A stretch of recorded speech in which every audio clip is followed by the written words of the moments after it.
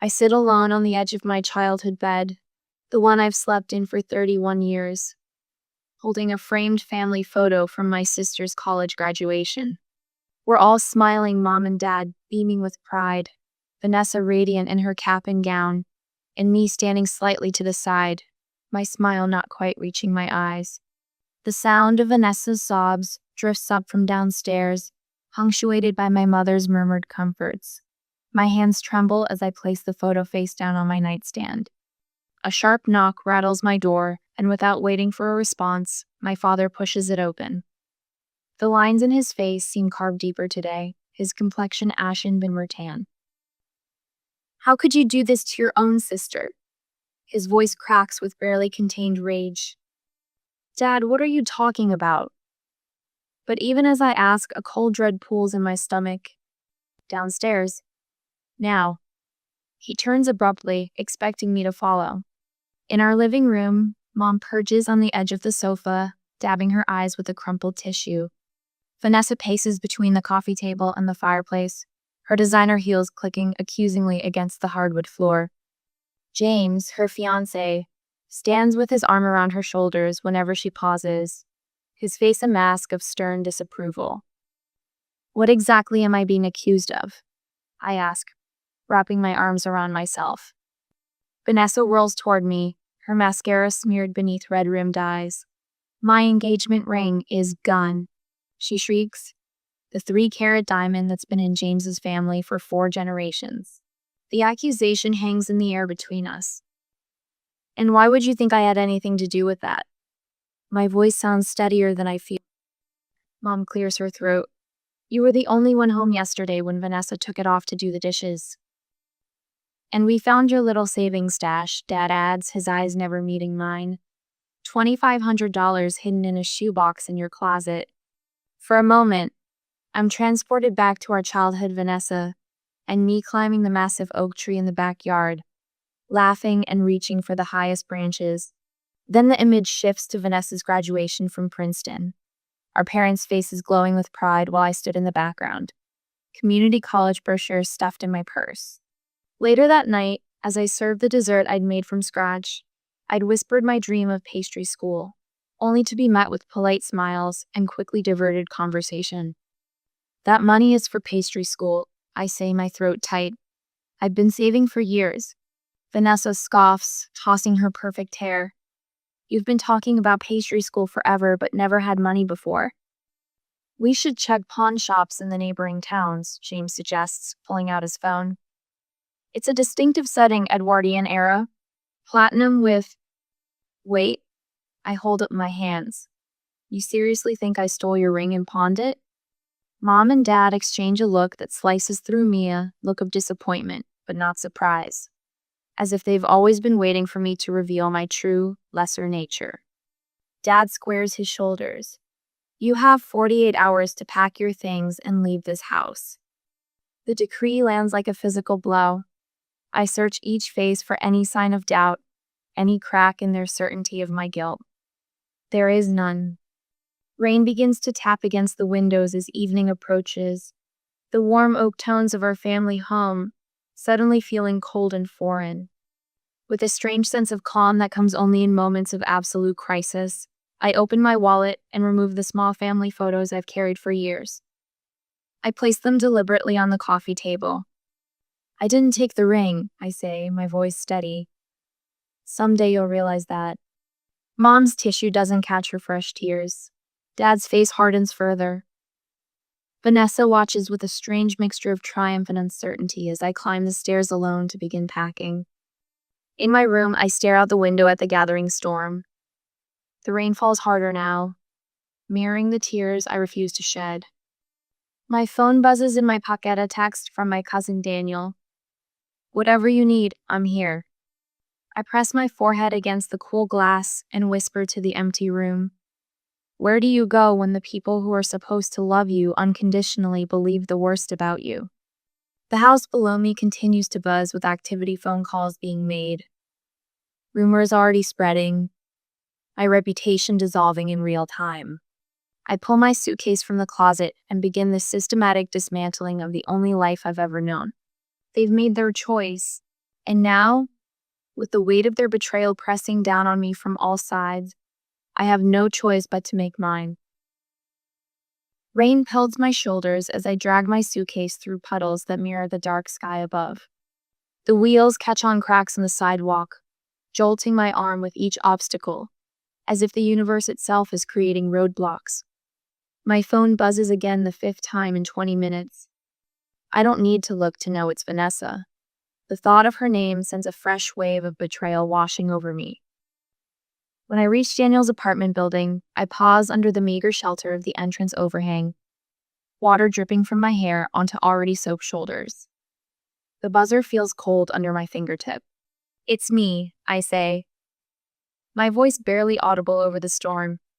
Daniel's apartment is small and cluttered with military memorabilia and textbooks from his night classes, but it's warm in a way that has nothing to do with temperature.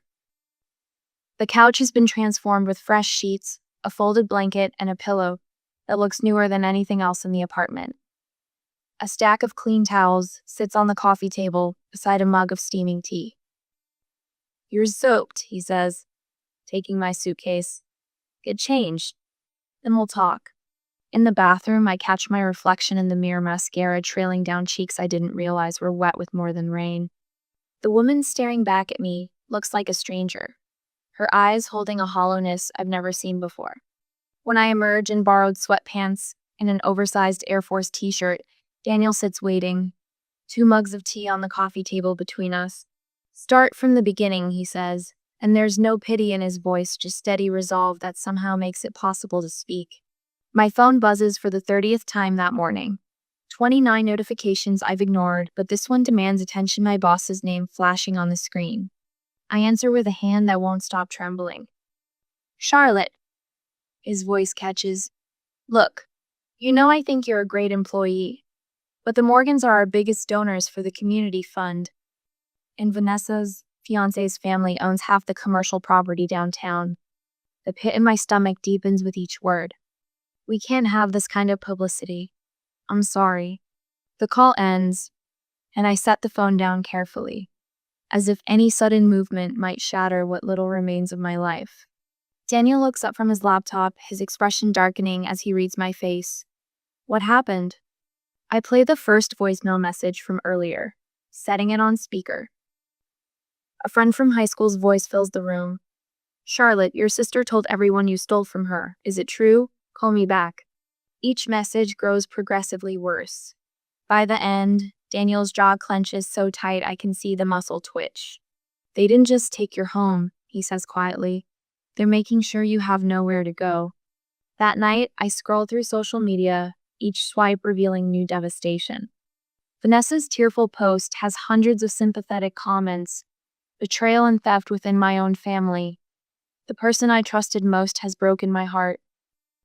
Mom and Dad's subtle reinforcement sits beneath. "We're here for you, sweetheart. Family stands together through terrible ordeals. Except me. I'm not family anymore." I keep scrolling back through years of photo sour annual Christmas card pictures, Vanessa's graduation, family vacations. In every image, the pattern is unmistakable.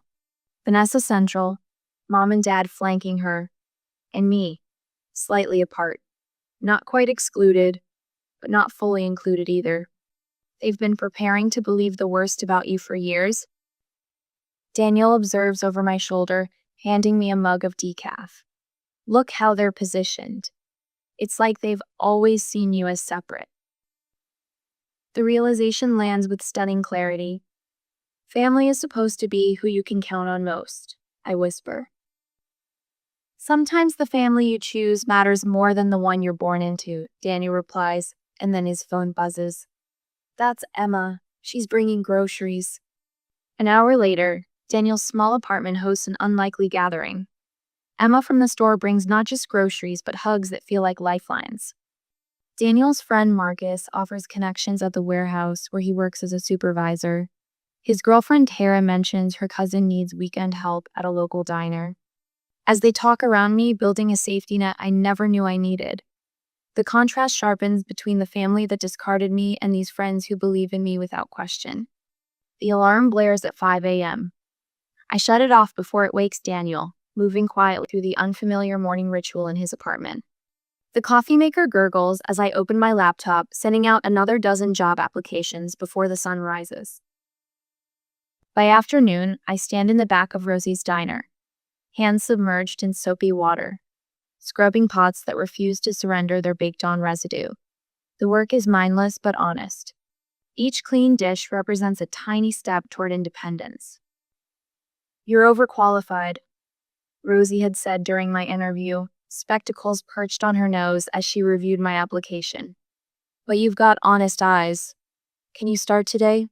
At the end of my shift, I count out the meager tips shared with the kitchen staff, $12.43.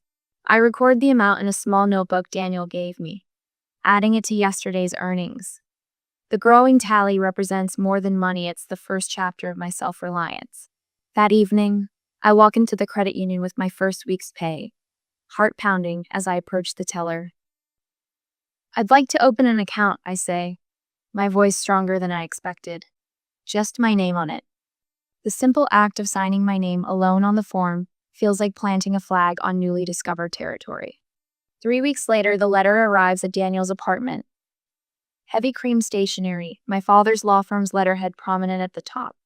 My hands tremble as I read demands to cease harassment of the Morgan family, threatening legal action if I continue attempting contact. Daniel reads over my shoulder, his expression grave. "They're creating a paper trail." "But I haven't even tried to contact them," I whisper, the paper shaking in my hands. "They're building a narrative, making themselves the victims." He takes the letter, folding it carefully. "We should keep this." That night, sleep evades me. The uncomfortable couch pokes at my back as I stare at the ceiling, moonlight casting shadows across unfamiliar terrain. Behind my closed eyes, memories surface Vanessa at the kitchen sink, laughing about something James said, slipping off her ring to wash dishes. I bolt upright, sudden clarity washing over me. The ring I remember now. Vanessa set it on the counter edge. I saw it wobble, watched it slide into that gap between the counter and the wall. I'd meant to mention it, but Mom called me to help bring in groceries. My finger hovers over Dad's contact on my phone. One call could end this, one simple explanation. Slowly, I set the phone down. They wouldn't believe me anyway. The certainty settles into my bones like a truth I've always known, but never acknowledged. Tomorrow, I'll pick up extra shifts at the diner. Next week, I'll follow up on the warehouse application. And someday, I'll build a life so solid that their absence feels less like an amputation and more like a distant scar. My hands cradle the envelope, turning it over 3 times before I dare to rip it open. The warehouse break room falls silent as my coworkers lean in. Their coffee cups pause midway to lips. "Well?" Marcus asks, his weathered face creasing with anticipation.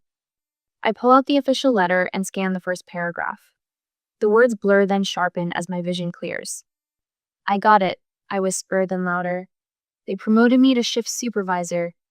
The room erupts in cheers that feel genuine, not the polite, measured approval I grew accustomed to at family dinners. Marcus claps me on the shoulder with calloused hands, and Janice, who trained me 9 months ago when I stumbled in desperate for any job, wraps me in a hug that smells of cardboard and cinnamon gum.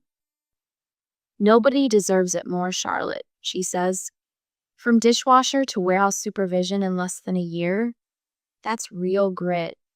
I don't tell her about the nights I practiced inventory systems until my eyes burned, or how I memorized shipping regulations on my lunch breaks. Some transformations happen in the quiet spaces between survival. The apartment key feels substantial in my palm as I climb 4 flights of stairs. My thighs burn by the 3rd floor, a familiar discomfort I'm growing to appreciate. Pain with purpose feels different from pain without reason. "Home sweet home," I murmur, pushing open the door to my studio apartment. It's smaller than my childhood bedroom, with one window overlooking a brick wall and pipes that knock when the upstairs neighbor showers. But the first month's rent and security deposit came from my own earnings, saved dollar by dollar over half a year. No family loans, no conditions attached. I drop my backpack on the futon that doubles as my bed and collapse beside it, Still in my work clothes. My fingers find the crinkled newspaper folded in my pocket, the one I've been avoiding all day. With a deep breath, I smooth it open on my lap. Vanessa's perfect smile beams up at me from the society page. Local attorney to Wednesday investment banker in spring ceremony. The headline announces. James stands beside her, his arm possessively around her waist, the replacement ring glittering on her finger. My stomach lurches. I press my hand flat against the cold brick wall until the dizziness passes. Christmas decorations frame their photographer wreath in the background, tiny lights twinkling. The holiday season has ambushed me, appearing in store windows and radio jingles when I wasn't looking.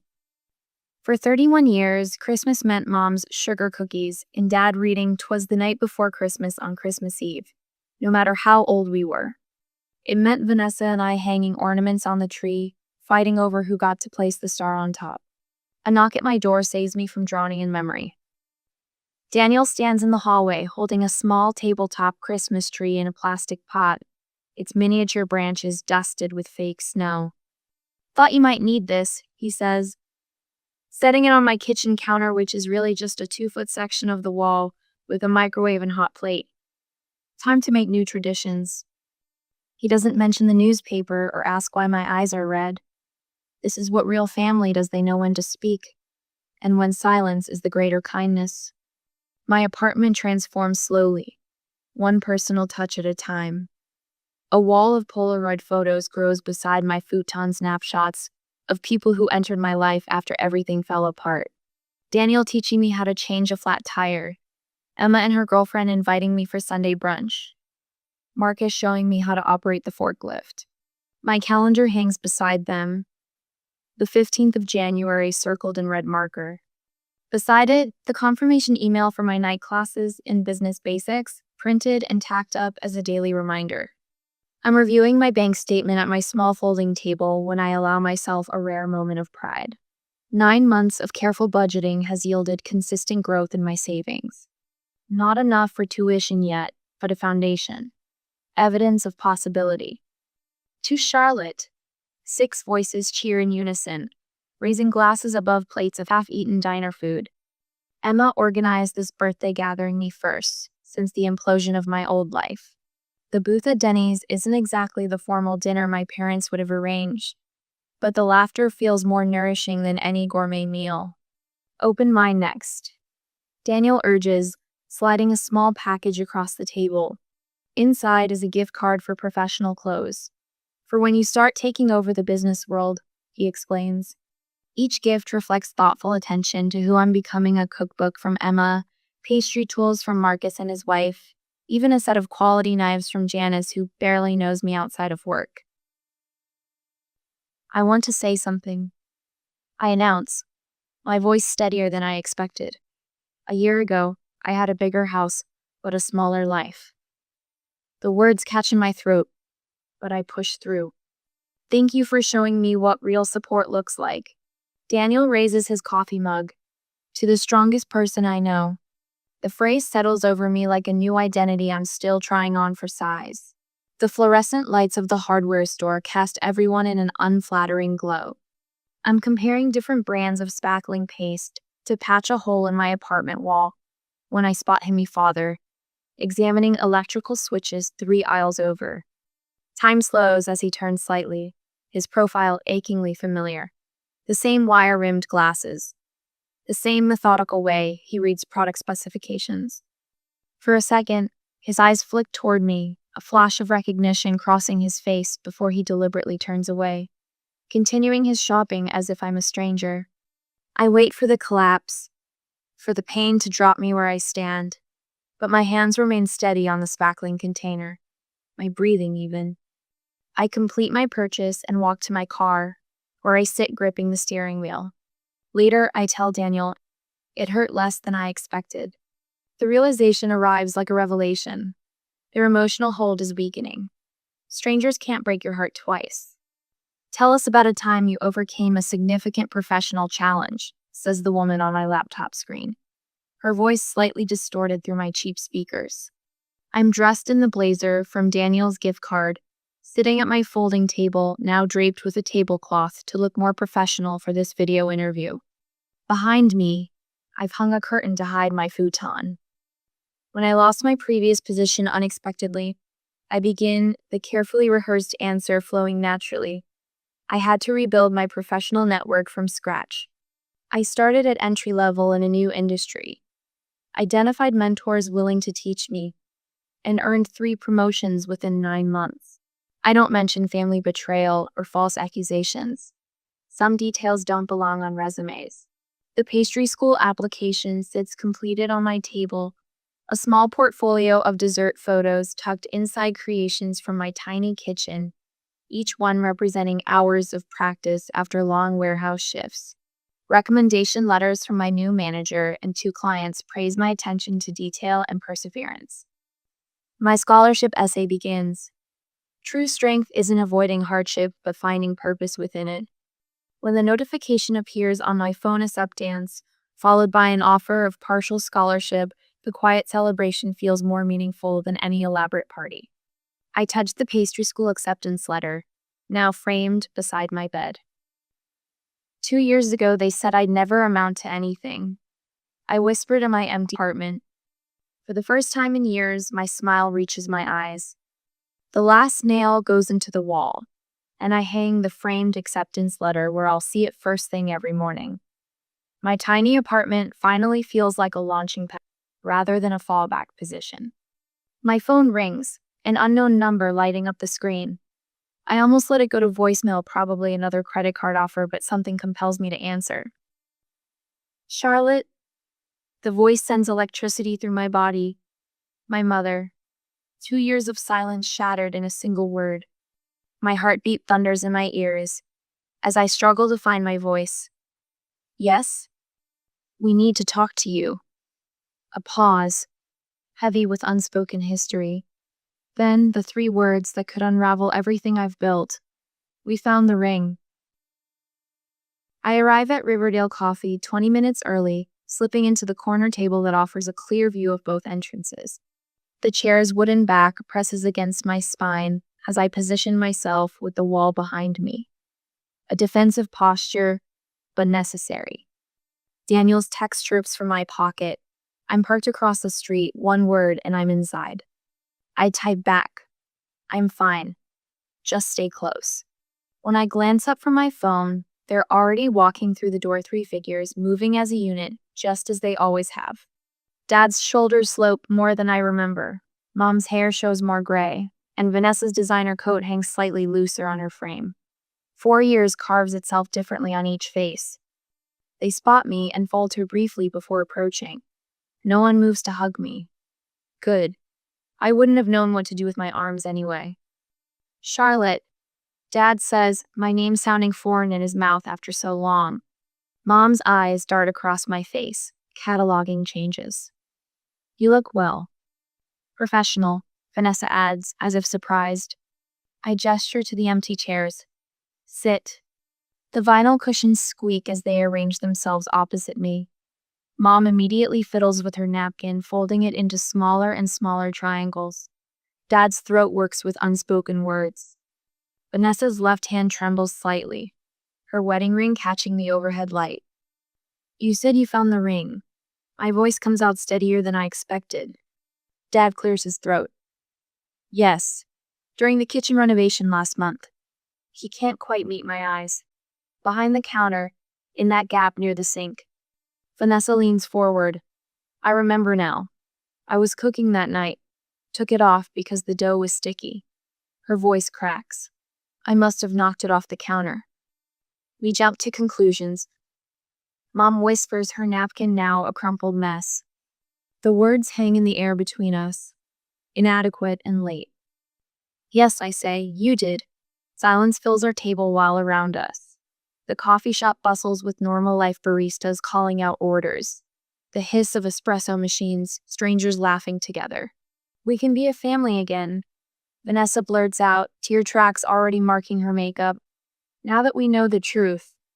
I take a slow sip of my coffee, setting the mug back on the table with deliberate precision. From my shoulder bag, I remove a manila folder and place it between us. This is what your accusations cost me. Dad flips it open.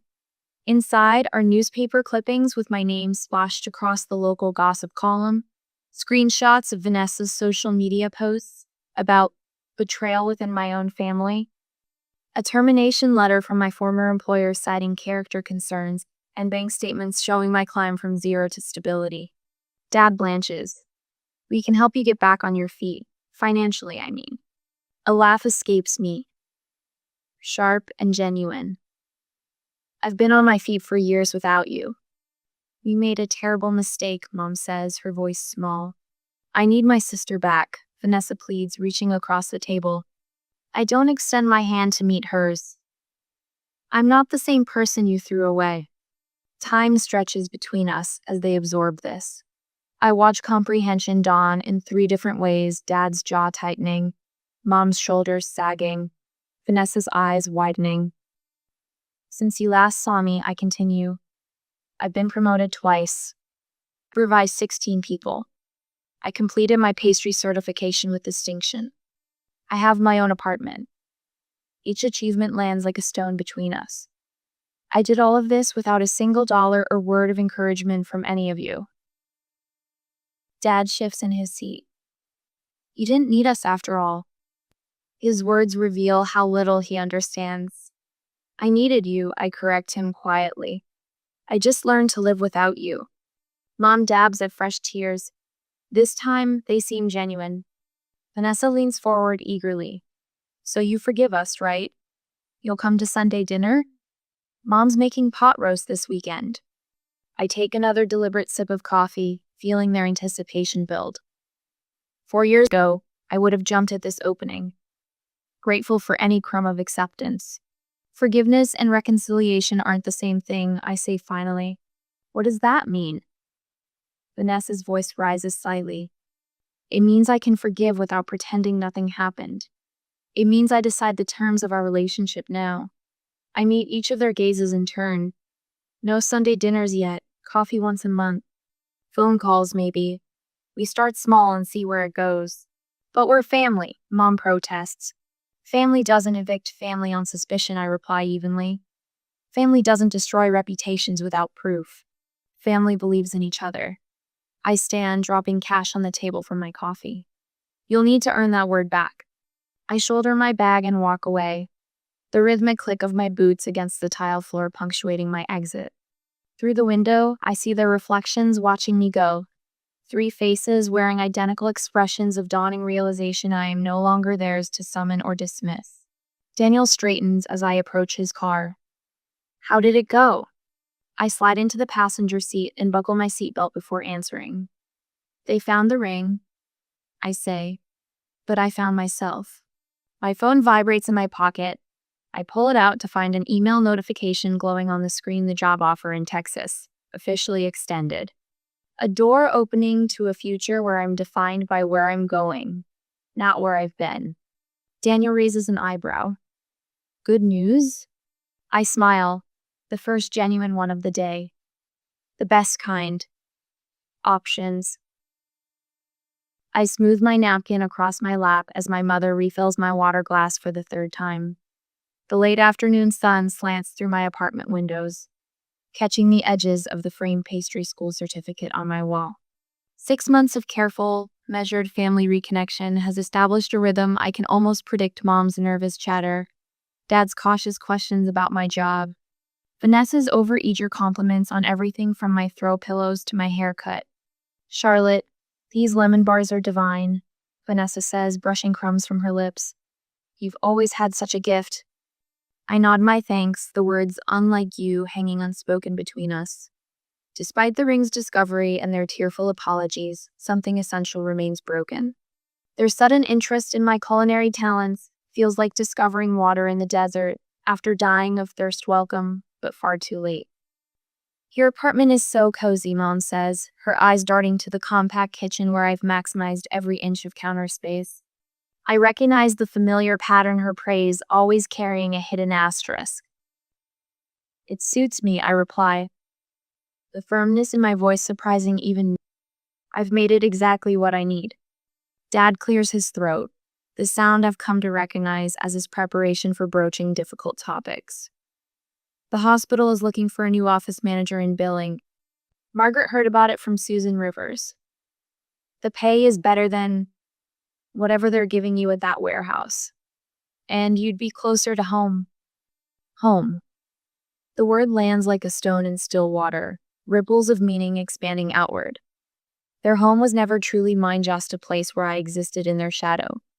I take a deliberate sip of water, feeling the weight of the sealed envelope in my desk drawer. The job offer from Holden Logistics in Austin, complete with relocation bonus and health benefits. The culmination of 6 months of late-night applications and video interviews conducted in my supervisor's office after my shifts ended. Actually, I say, setting my glass down carefully, I have some news. 3 pairs of eyes fix on me with varying degrees of expectation. I've carefully maintained our Sunday coffee meetings while declining dinner invitations, birthday celebrations, and holiday gatherings. Each boundary I've established has been met with thinly veiled disappointment, each limit tested like a child pressing against a newly erected fence. I've accepted a position as regional logistics manager for Holden Transportation in Texas. I start in 3 weeks. The silence that follows is absolute. Even the refrigerator's constant hum seems to pause in recognition of the moment's weight. Texas? My mother's voice rises an octave, her hand flying to her throat. But we just found you again. You can't be serious, Dad says, leaning forward. After everything we've done to make amends, Vanessa's eyes fill with tears, right on cue. You're punishing us deliberately. We've apologized 1,000 ways. And there it is, the immediate centering of themselves in my narrative.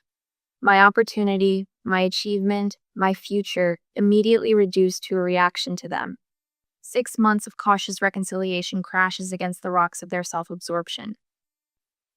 This isn't about you, I say, the words emerging with a calmness that belies the thundering of my heart. This is about my career, my future. Your future is here, with your family, Mom insists, reaching for my hand across the table. I pull back slightly, just enough to maintain the physical boundary. There's my emotional one. My hands begin to tremble, not with the old familiar anxiety, but with something electric and unfamiliar. 6 months of measured smiles, careful nods, and swallowed responses surge upward like a tide I can no longer contain. For half a year, I've calibrated every word, monitored every expression, maintained perfect control in their presence. Not anymore. My coffee cup clatters against its saucer as I set it down too hard. The sudden sound makes Vanessa jump. You didn't just accuse me, I say, my voice breaking free of the controlled politeness I've maintained for months. My words come faster, louder, untethered from my usual restraint. You condemned me without trial. You destroyed my reputation, cost me my job, and threw me out with nothing but a suitcase. I stand abruptly, knocking my chair back. My mother gasps. I've never moved so suddenly, spoken so forcefully in her presence.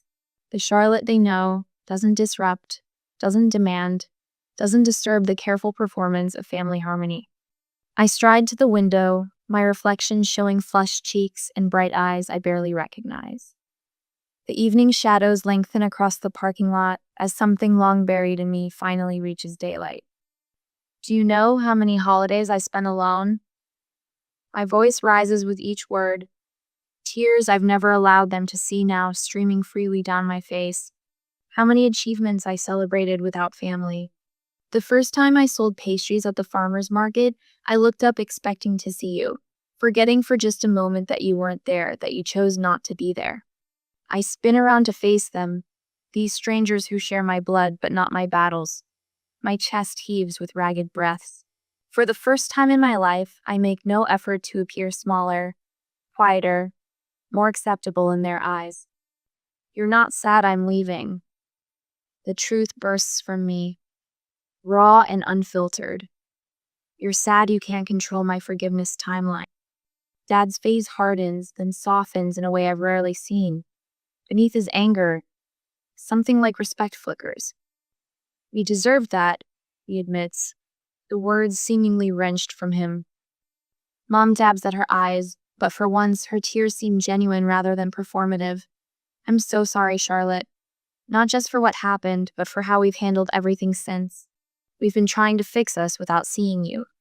Vanessa stands, smoothing her designer jeans with shaking hands. We don't deserve your forgiveness. This move isn't about forgiveness or punishment, I clarify, feeling strangely lighter. It's about building the life I want, not rebuilding what was taken. The conversation shifts then. Tentative questions about my new position, the apartment I'll be searching for in Austin. When they finally leave, the goodbye is subdued, but marked by a new understanding, perhaps the first honest exchange we've had in years. I stand at my sink washing dishes, watching my reflection in the darkened window. The night envelops the world outside, while inside, the warm lights of my small apartment, my creation, my sanctuary illuminate the woman I've become. My phone buzzes with a text from Daniel. Proud of you. Texas won't know what hit it. I smile, touching the frame of a photo taken at my pastry school graduation. Daniel, Emma, and the others who became my chosen family. Sometimes the bravest thing isn't staying to fight, but knowing when to walk away. I stand in my kitchen in Austin, sliding freshly baked maple pecan tarts into white bakery boxes. Morning light streams through the window, catching on the certificate hanging on my wall. Charlotte Morgan, Pastry Art Certification.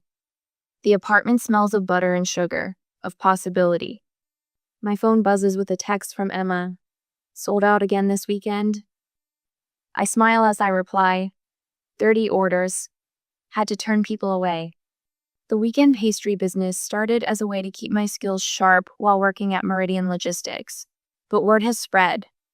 3 weekends ago, the food editor from the local paper called. The review comes out next week. The kitchen timer chimes and I slide on oven mitts to retrieve the last batch. These are for Mrs. Hernandez in 4B, who reminds me of what a grandmother should be. She tells stories of her own fresh start in Texas 40 years ago, listens without judgment, and declares my pastries worth the extra insulin. My reflection catches in the oven door, shoulders straight, eyes clear. I barely recognize the woman who arrived in Texas 1 year ago, carrying more emotional baggage than physical belongings. The Christmas tree in the corner is small but perfect, decorated with ornaments I've collected in my new life. No heirlooms, no history, just fresh beginnings. Daniel is flying in tomorrow, bringing a box of snow from Nebraska. So you don't forget your roots, he joked on our last video call. But my roots have changed, growing in new soil. Across my dining table are applications from 3 young women seeking mentorship through the Fresh Start program I launched at work. Women facing family estrangement, domestic disruption, financial crisis. Women like I was. Family isn't just who raises you, it's who lifts you up. I tell Jasmine, my current mentee, during our Tuesday lunch meetings. Sometimes the hardest thing is letting go of who you thought they were. I sealed the last box with a sticker bearing my logo, a simple oak tree with spreading branches. Ironic, perhaps, but the oak in our backyard was the one place where Vanessa and I found common ground. Some roots feed you, others just hold you in place. Vanessa's letter sits on my counter, read twice since it arrived yesterday. Unlike her previous communications, this one contains no guilt, no demands for instant forgiveness. Just photos of mom's birthday, dad's retirement party, their new puppy. At the end, a single line, we're learning to respect your boundaries. Too little, too late? Maybe. But as Daniel says, healing happens on your timeline, not theirs. The suitcase lies open on my bed as I carefully pack specialty pastries in travel containers. Cranberry orange scones, chocolate bourbon pecan tarts, gingerbread cookies with lemon glaze. Not peace offerings. Gifts. There's a difference. Tomorrow I fly back to Nebraska for the first time since I left. Not for Christmas, I'm spending that with friends here, but for a brief visit before the holiday. On my terms. 3 nights in a hotel, not in my childhood home. My phone pings with an email notification. A storefront is available for weekend lease in the Arts District. Perfect for a pastry shop that's outgrowing my apartment kitchen. I've run the numbers. With my logistics salary and growing customer base, it's viable. Daniel's latest text appears. Just got approved for the transfer request. Texas by March if you'll have me. I smile, warmth spreading through my chest. The universe expanding rather than contracting.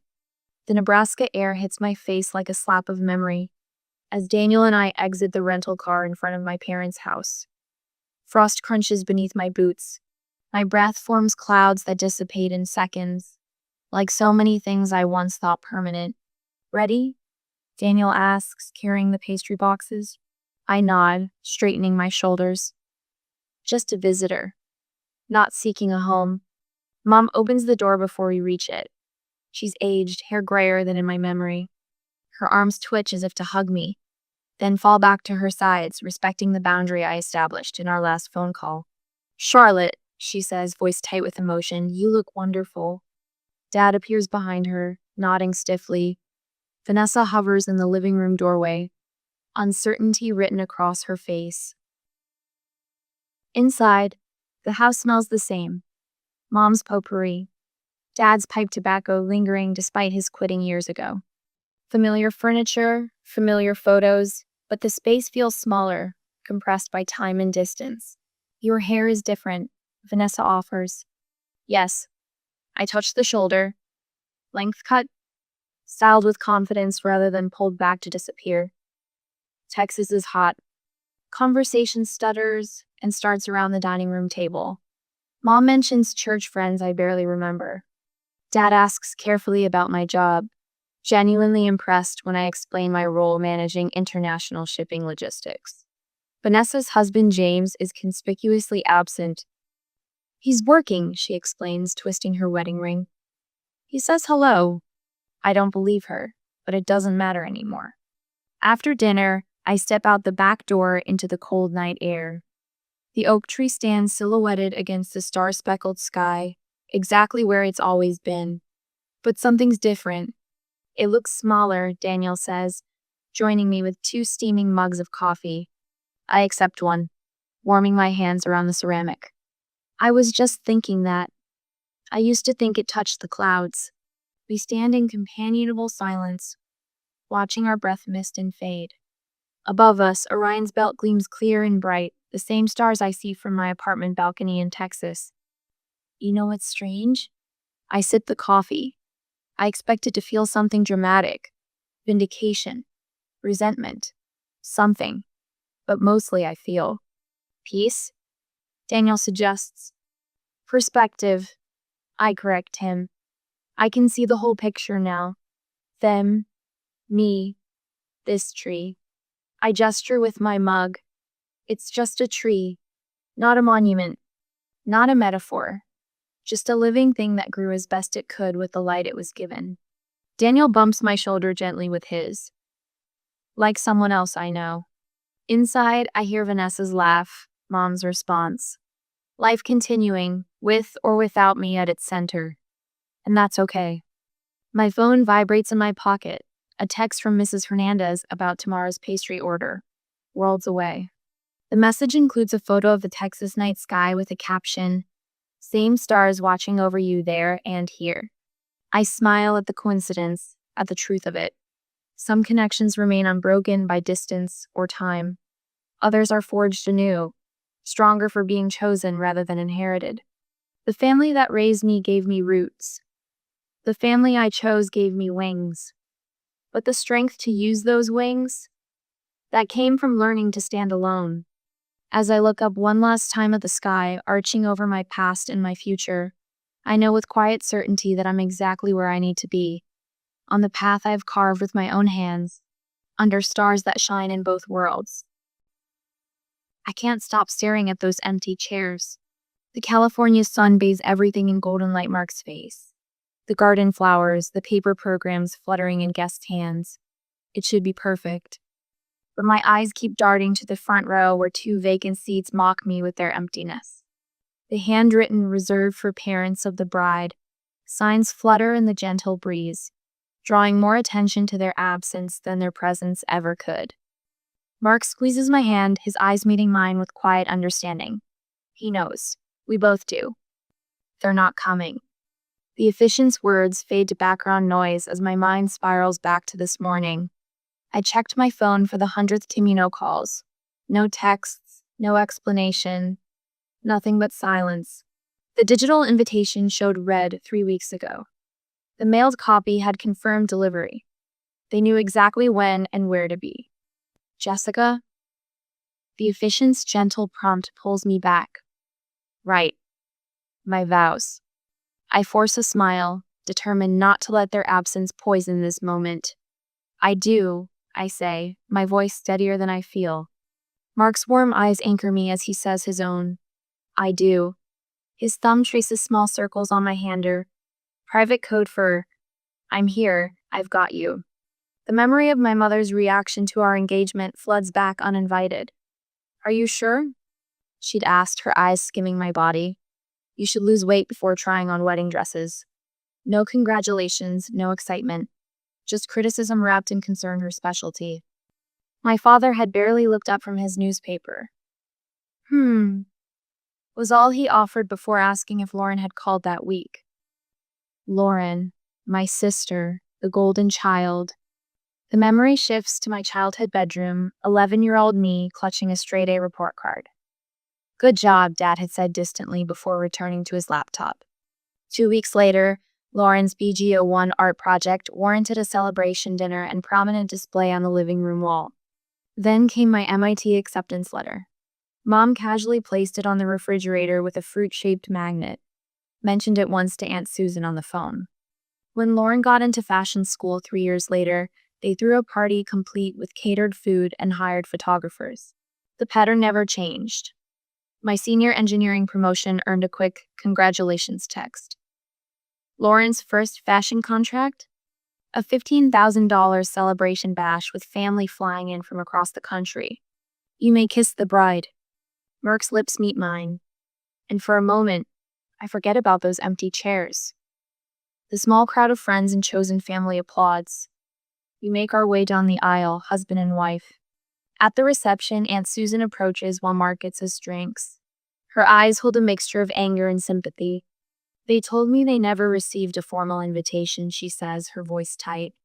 My stomach drops. What? She pulls out her phone, shows me a text from my mother, time-stamped this morning.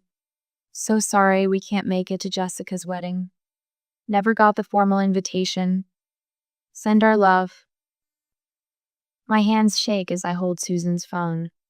The deliberate lie lands like a slap. They knew. They just chose not to come. They know damn well they got an invitation, Susan says. I was there when your mother opened it. Mark returns, immediately sensing my distress.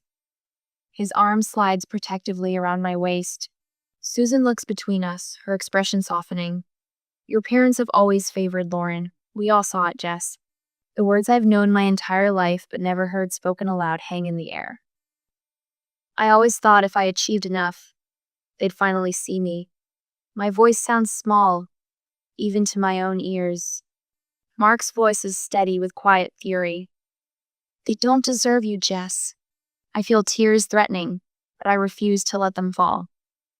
This is supposed to be the happiest day of my life, I whisper. And then something shifts inside me. A lifetime of seeking approval from people incapable of giving it suddenly seems absurd. I straighten my shoulders, look around at the people who did show up, friends who traveled across the country, colleagues who rearranged important meetings, extended family who chose me over obligation. And you know what? I say, my voice growing stronger. It still is. Because I'm starting my own family, no one, where I'm actually valued.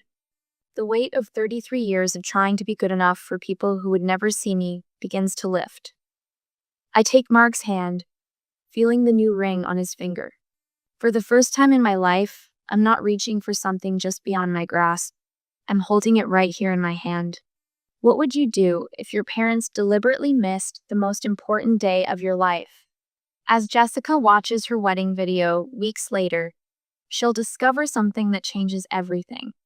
Stay with me to see how a family's mask finally slips, revealing decades of painful truth. My coffee grows cold as I stare at my phone, fingers frozen above the screen. Mark's weight shifts on the couch beside me, his shoulder pressing against mine as he leans in. "What is it?" he asks. I wordlessly turn my phone toward him, a notification from my cousin Rachel. "Did you see Lauren's Instagram?" 6 months have passed since my wedding day. 6 months since those empty chairs. 6 months of building a life where I'm more than an afterthought. Until now. "Let's just look," Mark says, his voice steady. "Whatever it is, we'll handle it together." I nod, open Instagram, and type Lauren's username.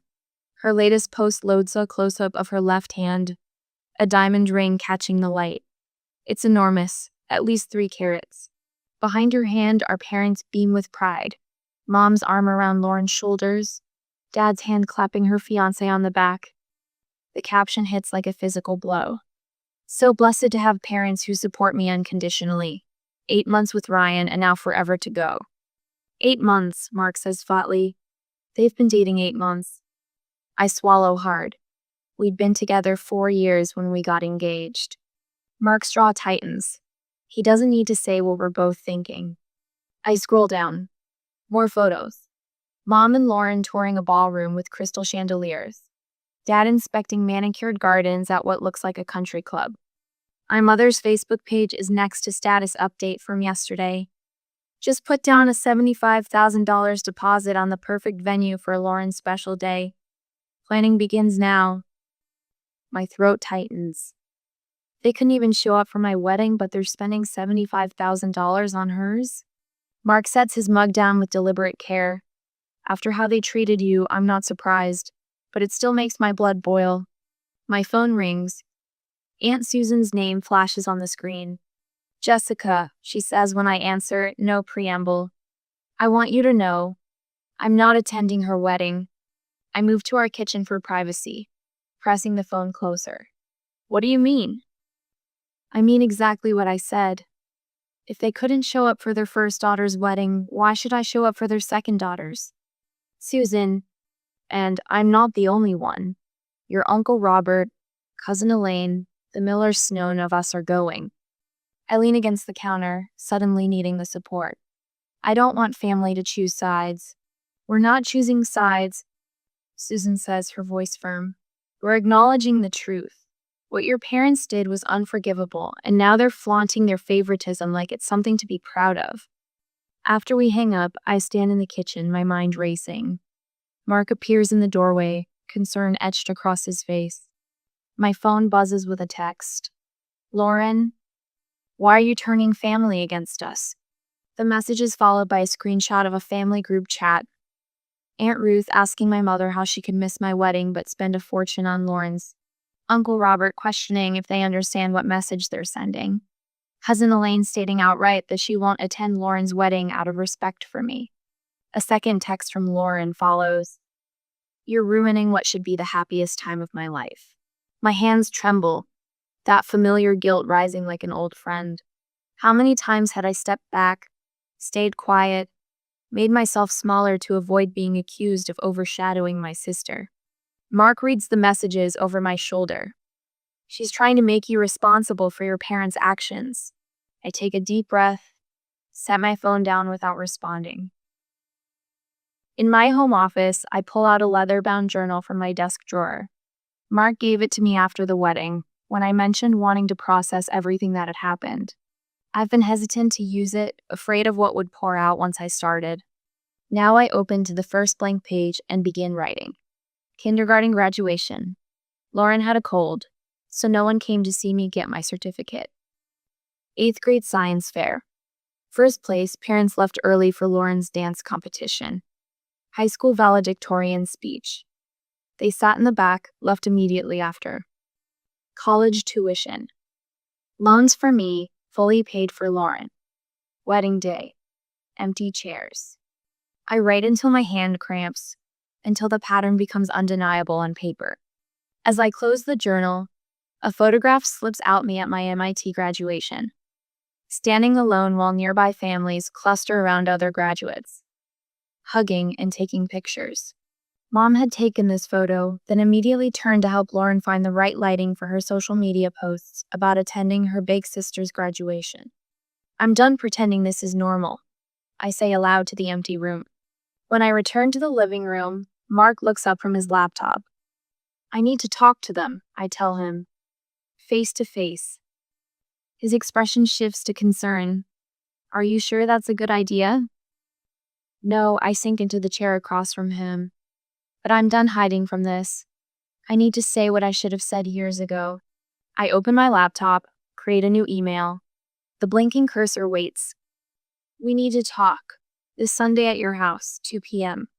My finger hovers over the send button as 33 years of conditioning screams at me to soften it, to apologize, to make excuses for them. I hit send. The soft electronic whoosh sounds like freedom. I tighten my grip on the steering wheel as I turn onto the familiar maple lined street. My parents' Tudor-style home comes into view, exactly as it has stood for 30 years, imposing, pristine, perfect, just like their expectations. The driveway where I once played hopscotch now feels like foreign territory. I park behind my father's meticulously maintained Lexus and sit, engine off, gathering courage. Through the windshield, I study my mother's prized rose bushes. Each bloom perfectly shaped, not a petal out of place. Like everything else in her world, controlled to perfection. Mark's words from this morning echo in my head. Remember, Jess, their reaction doesn't define your worth. His eyes had held mine, steady and sure. No matter what happens in there, I'll be waiting when you come home. Home. The word settles in my chest with unexpected weight. My home isn't here anymore. It's with Mark, in our apartment with the crooked bookshelf and the ceiling fan that clicks when it's set too high. I take one final breath, grab my purse with the journal inside, and walk the stone path to the front door. No need to knock there expecting me. The heavy oak door opens with the same quiet precision it always has. The living room is exactly as I remember: cream-colored walls, tasteful artwork, furniture arranged at perfect angles. My mother stands by the coffee table, arranging teacups with nervous precision. My father sits in his leather armchair, newspaper folded neatly in his lap, expression unreadable. What hits me first are the photographs. The mantle is lined with Lauren's engagement photos, my sister and her fiancé beaming, my parents flanking them with rare smiles. A large silver frame holds an artsy shot of Lauren's hand, her massive diamond catching the light. There are no photos of my wedding. Not one. Jessica. My mother's voice breaks the silence. She doesn't move to hug me. Neither does my father. I set my purse down and remain standing. Mom? Dad. The clock on the mantel ticks 7 times before my father speaks. You wanted to talk. His voice is clipped, familiar in its impatience. So talk. I've rehearsed this moment countless times, but now that I'm here, the carefully prepared speech evaporates. Instead, I speak from the raw truth in my chest. I'm not jealous of Lauren's career, looks, or achievements. My voice comes out steadier than I expected. I'm jealous of the unconditional love and support you have always given her, but never even tried to give me. My mother's teacup clatters against its saucer. That's ridiculous. We treated you both equally. The absurdity of her statement would be comical if it weren't so painful. I reach for my journal, flipping it open to the pages I marked. Did you? Let me remind you. I run my finger down the first entry. Senior year of high school. My graduation dinner was canceled because Lauren had a last-minute modeling audition. You said we could celebrate another time. We never did. My father shifts in his seat. That was an important opportunity for her career. And my graduation wasn't important? I turn the page. My wedding day. You didn't show up. No call, no explanation. But you've put down a $75,000 deposit on Lauren's venue. That's different, my father interrupts, his face reddening. Lauren needed more support. You are always independent. The word lands like a slap. Independent? Or just ignored? My mother's eyes grow glassy. After everything we've done for you? What exactly have you done for me? The question hangs in the air, heavy and unanswered. The ticking of the clock fills the silence. My father's face reddens further, a vein appearing at his temple feet, same one I remember from childhood where I dared to question him. We put a roof over your head, he finally says. Fed you. Clothed you. I nod slowly. That's not parenting. That's the legal minimum. My mother's tearful expression hardens. You're being dramatic, playing the victim. Something clicks into place inside me. I'm finally acknowledging I was one. I stand taller, shoulders back. I needed parents who showed up, who celebrated my achievements, who made me feel valued. If you came here just to attack us, my father begins, moving to stand. I came here to give you one chance to acknowledge what you've done. I cut in, to apologize. My parents exchange a glance, that silent communication I've seen thousands of times, the one that always preceded a united front against me. My mother's chin lifts. There's nothing to apologize for. This is all in your head. The last thread of hope I didn't even know I was holding snaps cleanly. In its place comes a calm certainty. Then we have nothing left to discuss. I reach into my purse and pull out a photograph Mark and me on our wedding day. Sunshine gilding our faces, joy radiating between us. I place it on the coffee table. This is what you missed. I won't let you miss any more of my life. My father stands, his height no longer intimidating to me. Don't be dramatic. You can't just cut off your family. I move toward the door, each step lighter than the last. Watch me. The door closes behind me with quiet finality. No slamming, no dramatics needed. The spring air fills my lungs, and for the first time in this house, I feel like I can breathe fully. My phone buzzes with a text from Mark. Whatever happened, I'm proud of you. I slide into my car and look back at the perfect house with its perfect rose bushes. Inside are two people who will never be able to see beyond their own reflection. But I can, and I do.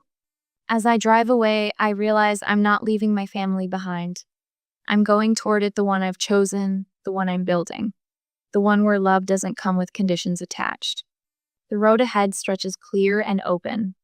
For the first time in 33 years, so does my future. When does protecting yourself from toxic family become the only healthy choice? Jessica has finally stood her ground, but Lauren isn't done fighting for control of the narrative. Next time, see what happens when the golden child realizes her power is slipping away and how far she'll go to get it back. I can't stop staring at the flickering flames in our fireplace, mesmerized by their dance across the wood. Mark sits beside me on our couch, his shoulder pressed against mine, a comfortable silence between us. 2 weeks have passed since I stood in my parents' immaculate living room and finally spoke the truth that had been lodged in my throat for 33 years. The quiet evening wraps around us like a warm blanket. I've stopped checking my phone constantly, no longer expecting or even wanting messages from my parents or Lauren. For the first time in my life, I feel the absence of that familiar knot in my stomach when thinking about my family. The sharp ping of Mark's phone cuts through our peace. He pulls it from his pocket, and I watch his expression shift, brows drawing together, jaw tightening. It's from Lauren, he says, tilting the screen so I can see. My stomach instantly reknots itself. A long message fills his screen, and my sister's name at the top feels like an intrusion into our sanctuary. Mark's voice remains steady as he reads aloud. As Jessica's sister and someone who deeply cares about her family, I feel obligated to reach out. He pauses, glancing at me before continuing. Family dynamics are complex, and someone as sensitive as Jessica may not fully grasp the bigger picture. My hands begin to tremble, not with anxiety, but with anger. The audacity of her words, the calculated manipulation wrapped in false concern is so transparent it's almost laughable. Mark continues reading. Maintaining a good relationship with a successful family like ours could be beneficial for your future. She's trying to turn you against me, I say, my voice sharper than intended. The realization is like a splash of cold water. Of course, Lauren wouldn't confront me directly. She's going after Mark, trying to isolate me by attacking my strongest relationship. Mark sets his phone on the coffee table and takes my hands in his. She clearly doesn't know me very well if she thought this would work. His eyes, warm and steady, meet mine. Want to craft a response together? I nod, grateful for his immediate alliance. No questioning, no doubt, just unwavering support. Mark picks up his phone again, and we huddle together over the screen. His fingers hover above the keyboard as we discuss each sentence, each word. This isn't just a reply. It's a declaration of where we stand. How about this? Mark begins typing deliberately. Thank you for your concern about Jessica's well-being. As her husband, I focus on supporting her happiness, not managing her behavior. If you have concerns, please direct them to Jessica directly. Have a nice day. I watch the words appear over his shoulder, a smile forming on my lips. It's perfect, I say. Short, respectful, and completely shuts her down. Mark's finger hovers over the send button. He looks at me, one eyebrow raised in question. I nod, and he presses send. The response comes almost instantly, as if Lauren had been staring at her phone, waiting. Mark reads her reply aloud. I see she's poisoned you against the family too. Don't say I didn't try to help when this all blows up in your faces. Mark's surprised laugh fills our living room. Wow, she really showed her true colors fast. This is who she's always been. I say quietly. I just didn't want to see it. Mark sets down his phone and takes my hands again. The warmth of his palms grounds me, pulls me back from the edge of old patterns, the guilt, the second guessing, the wondering if maybe I am the problem. You know what this means, right? He says. You made the right decision. The realization washes over me like a wave. All those years, all those achievements that went unnoticed, all those moments of feeling invisible in my own home, I had believed something was fundamentally wrong with me. All those years I thought something was wrong with me, I whisper, voicing the revelation. Mark squeezes my hands. There never was. You just had the misfortune of being born to people who couldn't appreciate you. His voice drops lower, gentler. But I had the good fortune of finding someone who does. I rest my head on his shoulder, breathing in the familiar scent of his aftershave. The phone on the table has gone silent, but I know this isn't the end of Lauren's. My own phone rings, breaking the moment. Aunt Susan's name lights up the screen. Susan's calling. I tell Mark as I answer. Hey, what's up? Susan's voice comes through, animated with news about other family members reaching out to her and to me. 3 cousins have sent supportive texts I haven't checked yet. My father's brother called to say he'd witnessed the favoritism for years but never knew how to address it. A network forming. A system of support I never knew existed. After ending the call, I check my messages. 3 new texts light up my screen, one from my cousin Rachel, another from Dad's younger brother, Uncle James, and surprisingly, one from Mom's college roommate Diane, who's been like an aunt to me. I'm proud of you for speaking your truth, Rachel's message reads. I've watched this happen since we were kids. You deserve better. Uncle James is more direct. Your father and I had a long talk yesterday. I told him exactly what I've observed over the years. He didn't take it well, but it needed to be said. Diane's message nearly brings tears to my eyes.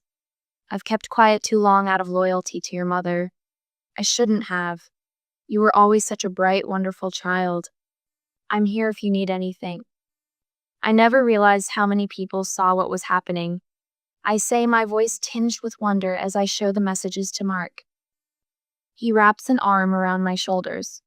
Sometimes it takes standing up for yourself for others to feel brave enough to stand with you. I lean into him, feeling the steady rhythm of his breathing. Outside our window, the California sunset paints the sky in shades of gold and pink colors that remind me of my wedding day. The day my parents chose not to attend. The day that should have broken me but instead began to set me free. For the first time, I feel no ache when thinking of those empty chairs. What happens when the golden child's manipulation fails and the family facade begins to crumble? Lauren and her parents are about to discover that their carefully constructed image isn't as solid as they thought. In our next chapter, watch as Jessica finds her voice and a whole new definition of family. What would you do if you were Jessica? Share your thoughts in the comments. I can't stop staring at the empty chairs in Lauren's bridal shower photos. More wine? Mark asks, peering at my shoulder with the bottle. Our dining room hums with conversation as friends and family mingle around us. 3 months have passed since I walked out of my parents' house, and tonight our home feels like exactly what it is, a sanctuary built on genuine connection. Yes, please. I tear my eyes away from Susan's phone screen where Lauren's bridal shower is on full display. The image is picture perfect. Elegant floral arrangements, champagne flutes, expensive catering. But what catches my eye are the gaps, conspicuous empty spaces around a table meant to seat 30. Susan follows my gaze, her mouth twisting knowingly. The official excuse was food poisoning for half the family. Simultaneously, Rachel, my cousin, leans in. Half the family declined their invitations. Aunt Meredith, Uncle Jim, Grandma Jenkins, they all sent regrets. Her voice drops. Even people who never miss a family function. The revelation settles in my chest, not with the vindictive satisfaction I might have expected, but something quieter. Something like peace. What goes around comes around, I guess, Mark says, but there's no malice in his tone. Susan locks her phone and sets it face down. Your parents are in damage control mode. Your mother called me twice last week trying to explain away what happened at your wedding. She takes a long sip of wine. Something about a miscommunication with their driver. Then it was an emergency with your father's blood pressure. By the third version, it was apparently your fault for changing venues without telling them. I nearly choke on my wine. We got married exactly where we said we would. We all know that, Susan says. But they're desperate. The story isn't working anymore. The golden hour sun streams through our windows, catching the edges of photo frames on our mantle snapshots of our wedding, our friends, our chosen family. Not a single photo of my parents or Lauren. Grandma finally spoke up, Rachel adds, her voice carrying a note of awe. At the last family dinner, when your mom tried to explain your misunderstanding, Grandma just said, I've watched how you've treated that girl for 30 years, Catherine. Don't insult my intelligence now. The image of my grandmother, always quiet, always proper, standing up to my mother, sends a warm current through me. They can't understand why everyone is suddenly turning against them, Susan says, shaking her head. I trace the rim of my glass with my fingertip. It's not sudden, it's just finally visible. Later, after dinner plates have been cleared and coffee served, conversation turns to Lauren's wedding plans. The $75,000 venue now seems like a desperate attempt to fill space with opulence. Her latest posts are getting frantic, Rachel says, scrolling through her phone. She's offering +1s to distant cousins who already declined, even bribing people with upgraded accommodations. What do her posts say? Mark asks, genuinely curious. Rachel clears her throat dramatically. So disappointed by so-called family who are letting petty jealousy ruin what should be the happiest day of my life. True colors always show eventually. I feel nothing but a distant pity. The sister who once held such power over my emotional state now seems small and transparent. Living well really is the best revenge, Mark says, his arm warm around my shoulders. I lean into him. It's not even revenge. That would mean I still care enough to want to hurt them. The next morning finds me in our small garden. The spring air carries the scent of damp earth as I dig holes for the seedlings lined up in their plastic trays. Back in Connecticut, my mother tends her prized rose bushes with surgical precision, beautiful but cold, every thorn carefully maintained. My plants are different. Wildflowers, herbs, vegetables all mingled together in cheerful disorder. I pause to wipe soil from my hands, glancing at my therapy journal resting on the nearby bench. Its pages chart my journey, not in the careful penmanship of my childhood journals, but in messy, honest scrawls of breakthrough and growth. My phone buzzes. A text from my cousin Emma. barely 20, and struggling with her own overbearing parents. Can I call you for advice? Mom's being impossible about my apartment search. I send back an immediate yes. A year ago, I would have hesitated, afraid of becoming entangled in family drama. Now I understand sometimes the strongest people need permission to stand in their truth. When my phone buzzes again, it's Rachel sending Lauren's wedding photos from yesterday. The exclusive venue looks cavernous around the small cluster of guests. My parents stand rigidly in formal attire, their smiles fixed like porcelain masks. The kind of smiles that have graced 1,000 family photos, hiding 1,000 uncomfortable truths. I look at them for exactly 30 seconds before putting my phone away. Their problems aren't mine anymore. And that feels wonderful. What about this one? Mark asks, pulling up a listing on his tablet. We're curled on our couch planning our first anniversary celebration, but the conversation has drifted to houses. Houses with extra bedrooms. Houses with yards bigger than our current postage stamp garden. I like the oak tree in the backyard, I say, studying the photos. It looks established, like it has deep roots. Like us, he says simply. Around us, our apartment glows with the warm light of evening. Photos of our actual family, the people who show up, who celebrate genuinely, who love without conditions line our walls. Susan and her partner, Rachel and her children, friends who traveled across the country for our wedding, colleagues who've become like siblings. For the first time in my life, I'm not reaching for something just beyond my grasp. I'm holding it right here in my hands. What does true freedom from toxic family actually look like?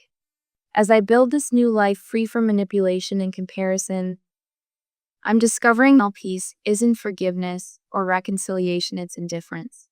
The quiet power of no longer needing them to see my worth. I slip my hand into Mark's. I think that house might be the one. We both know we're talking about more than real estate. I stand by our living room window, watching golden California lights spill across our garden. The view still catches me off guard sometimes, this beautiful home that Mark and I chose together, with its warm wood floors and windows that invite sunshine to dance across the walls.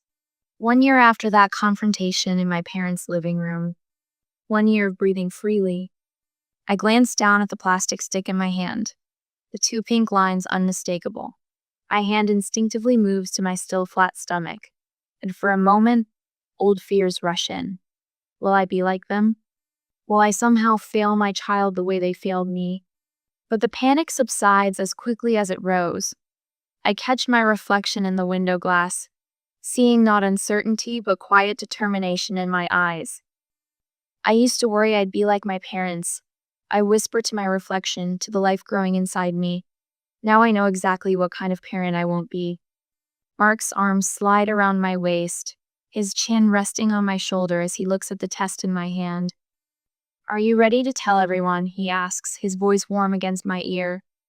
I nod, turning in his embrace. More than ready. Aunt Susan's laugh carries across our backyard as she pulls a tray of my grandmother's cinnamon rolls from the oven. The familiar scent fills our kitchen, not perfectly executed like my mother's precise baking, but comfortingly imperfect, with slightly uneven frosting and an extra dash of cinnamon. Your grandmother would be so proud, Susan says, setting the tray on our table. Not just of these, she gestures to the rolls, but of you, Jessica. I swallow past the sudden tightness in my throat. My cousins Rachel and David chat with Mark near the grill, while friends from work arrange platters of fruit on the patio table. People who choose to be here. People who see me. When everyone gathers around our patio table, Mark takes my hand and we share our news. Genuine joy erupts around ushugs, tears, laughter. Not the polite, measured responses I grew up with, but unrestrained celebration. Susan wraps her arms around me, whispering fiercely, "This child will never wonder if they're loved or valued." Her words reach a place deep inside me that still needs healing. The card arrives 3 weeks later. I recognize my mother's handwriting, immediately the perfect, measured cursive that once sent my heart racing with anxiety. Today, I simply turn the envelope over in my hands, feeling nothing but calm curiosity. Mark pauses at the kitchen doorway, watching me. You okay? I nod, surprising myself with how true it is. Completely fine. The cream-colored envelope opens with a clean tear. Inside, a check with too many zeros and a card with formal congratulations on the pregnancy news. The message is typed, not handwritten. Congratulations on your wonderful news, as if written to distant acquaintances. No mention of our confrontation. No acknowledgement of their absence from our lives. Just a transaction, as if money could bridge what words and presents never did. What do you want to do with it? Mark asks, his voice careful. I study the check for a moment, remembering all the times money substituted for attention, the expensive birthday gifts that arrived without my parents, the college tuition paid without campus visits. I'm returning it, I say, pulling out a notepad. My handwriting flows steadily as I write, "We don't need your money, just wanted you to know you'll be grandparents."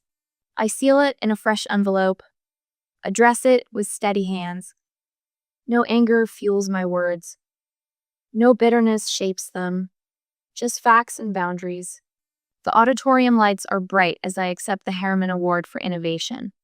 Hundreds of colleagues rise for a standing ovation, their applause washing over me in waves. As I look out at the sea of faces, I realize I'm not thinking about my parents at all. No, I'll show them vengeance drives me. This moment belongs solely to Meadow, the work I've done, the problems I've solved, the team I've led. When I find Mark's face in the crowd, his pride is transparent, unconditional, so different from the measured approval I chased for decades. Tonight, I sit at my desk, journal open before me. The moon casts silver light across the pages as I write. The strangest part of freedom is realizing how long you lived without it. Each day that passes, I shed another layer of that invisible weight. Each achievement stands on its own merit, not as proof of my worth. Success isn't proving your worth to people who never valued you. It's building a life where you never have to question your worth again. I close the journal and rest my hand on my growing belly, feeling the slight curve that wasn't there a few weeks ago. The cycle ends with me, I promise quietly. And for the first time in my life, I fully believe my own words.